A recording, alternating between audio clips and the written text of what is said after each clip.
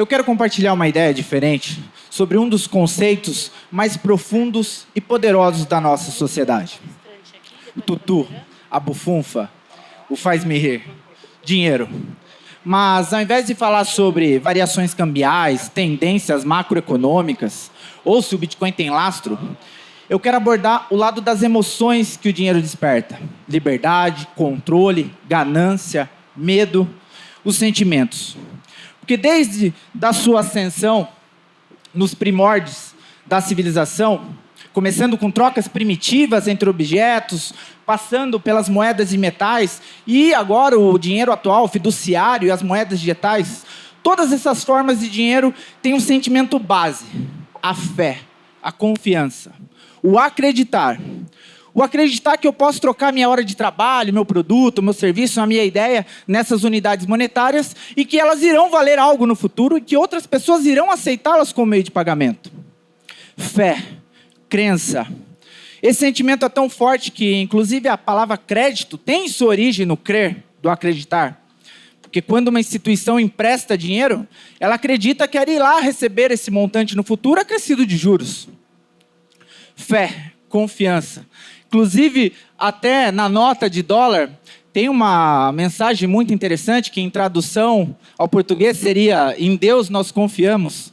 Porém, ao trocar serviços e produtos por dólar, nós não estamos acreditando somente em Deus, mas na instituição que faz a custódia e no Banco Central que emite essas notas.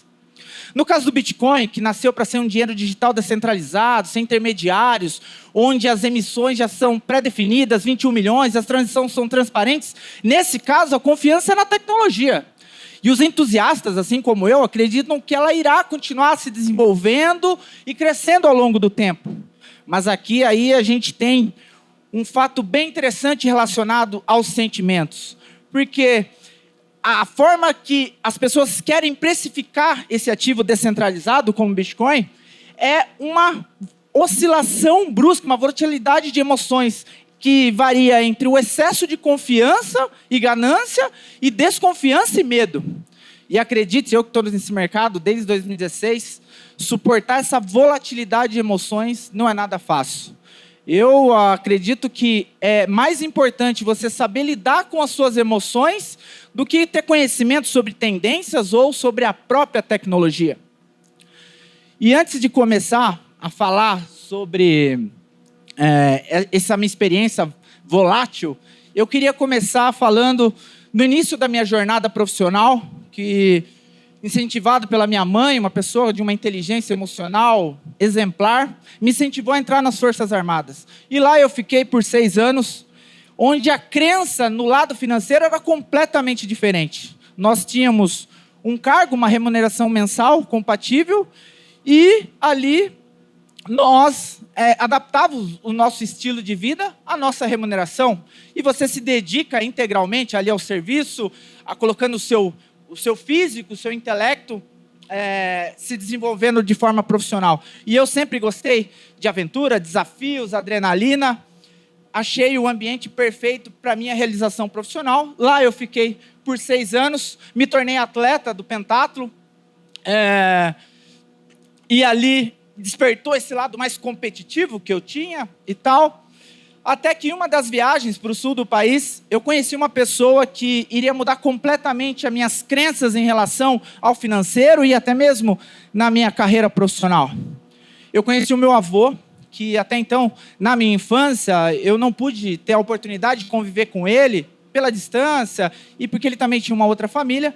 Mas ali, aos 20 e poucos anos, eu tive a oportunidade de conhecê-lo um pouco melhor. Ele era um empresário de sucesso, tinha vários negócios, era muito bem sucedido profissionalmente e financeiramente.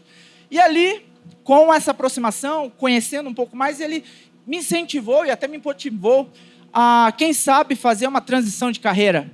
Essas ideias começaram a amadurecer na minha cabeça, e eu ficava me perguntando: será que se eu entrasse para o mundo dos negócios, entrasse no mundo financeiro, será que eu teria os mesmos resultados excelentes que eu tinha com determinação, planejamento, esforço, disciplina? Passado alguns anos, eu decidi que seria, sim, um bom desafio comecei a planejar a minha transição de carreira. Eu tinha mais alguns anos pela frente, comecei a aprender mais sobre tecnologia, aprendi a programar, entrei para a faculdade, comecei a me desenvolver e seguindo um processo ali de alguns anos para fazer essa transição entre o lado profissional, sair das Forças Armadas para começar a empreender, principalmente na área de tecnologia e finanças. E esse processo foi andando até que, no meio do caminho, aconteceram dois eventos imprevisíveis que mexeram muito com o meu lado emocional, né? Eu me dedicando nessa dupla jornada de trabalho, Forças Armadas, estudando muito e atuando na parte de desenvolvimento de sistemas, software, tinha poucas horas de lazer, e as poucas horas que eu tinha de lazer era no improviso. E uma dessas horas de improviso, assim, eu acabei concebendo um filho fora do planejamento. E eu, todo militar, todo certo, tudo dentro do planejado, toda disciplina, isso gerou uma carga adicional de pressão para mim, e eu teria que agora, finalmente, dar certo como empresário, financeiramente eu teria que elevar os meus padrões. Comecei a acelerar cada vez mais, e o fato é que 1 ano depois, eu já estava ganhando 3 vezes mais trabalhando com tecnologia do que o meu próprio salário como militar. Ali tinha chegado o momento, o ano era 2009, eu já estava montei o escritório, já estava prestes a encerrar o meu contrato das Forças Armadas, quando acontece um segundo fato imprevisível. O meu avô, pessoa que me inspirou, né, ficou doente, foi internado e veio a falecer nesse processo, nesses poucos meses. Esse sentimento, para mim, bateu mais forte, porque ao mesmo tempo que eu estava ali, trabalhando muito, em 2 lugares, estudando, perder os últimos tempos de vida com ele, me deu um sentimento de dor muito profundo. Eu transformei toda aquela dor em energia, em determinação, e a única certeza é que, a partir do momento que eu saísse das Forças Armadas, eu tinha que dar certo. Esse era o meu objetivo. E assim foi, e de 2009 até 2016, eu fui construindo, me preparando, me desenvolvendo, atuando em projetos cada vez maiores, fui passo a passo evoluindo, trabalhando na área de tecnologia, até que em 2016 apareceram 2 oportunidades que iriam mudar completamente a minha vida, né? Uma do lado pessoal e outra do lado profissional.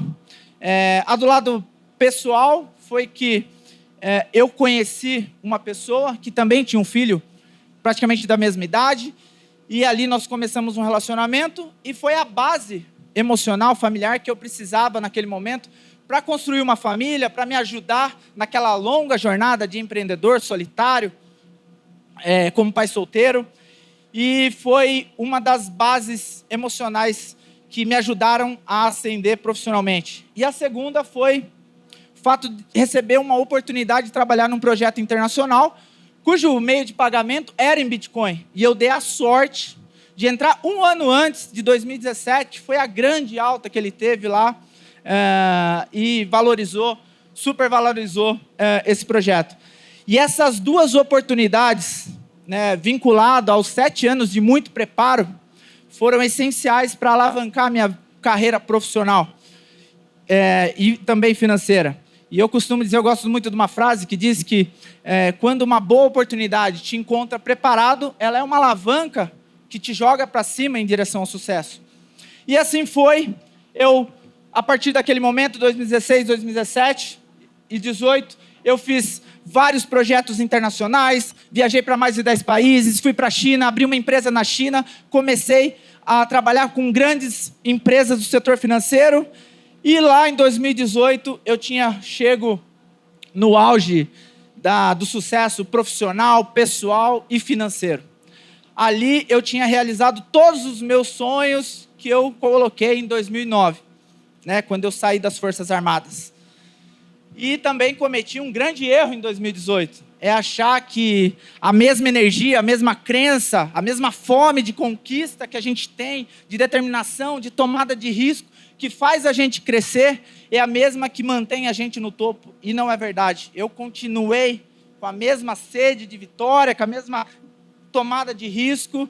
E, invariavelmente, quando você toma risco demais e não tem um limite, a mão pesada começa a te corrigir, ela bate forte. E em mim bateu. Eu comecei a errar demais, comecei a tomar muitos prejuízos no mercado financeiro, nos negócios. E a coisa começou a doer.